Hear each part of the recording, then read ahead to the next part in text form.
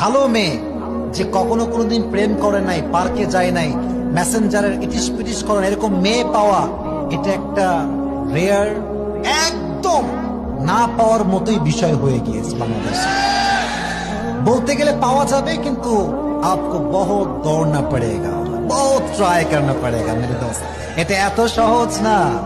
দেখবেন কিছু কিছু মেয়ে আছে স্বামীর সঙ্গে পাল্টা তর্ক করে।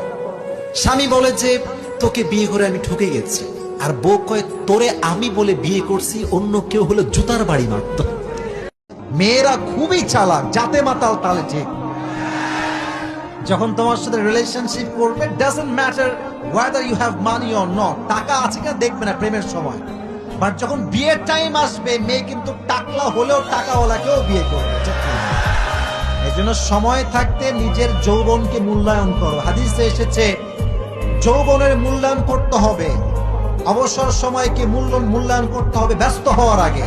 অতএব সময় যা আছে করার, এটাই হচ্ছে সঠিক সময়। এই সময়ে যার জীবনটা সুন্দর, তার আগামীর ভবিষ্যৎ সুন্দর হবে। ঠিক কিনা বলেন? মেয়েরা প্রেমের সময় করে একজনের সাথে প্রেম, लेकिन जब शादी करना है मेरे दोस्त, पैसे वाले से ही शादी करेंगे।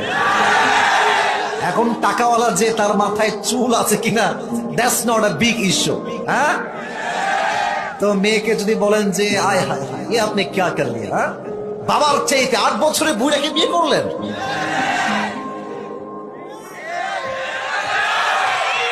বুঝি, সব বুঝি, টাকা ছাড়া আর কোনো কিছু এখানে হাত নাই। তো মেয়েরা একটু বলে যে না না, আমরা পছন্দ করেছি, ব্যক্তিগত পছন্দ থাকতেই পারে। তা আমি বলি তাই তো, ব্যক্তিগত পছন্দ তাই বলে বুড়া আঙ্কেল তোমার রুচি এতটা নষ্ট হয়ে গেছে প্রিয় বোন আমার।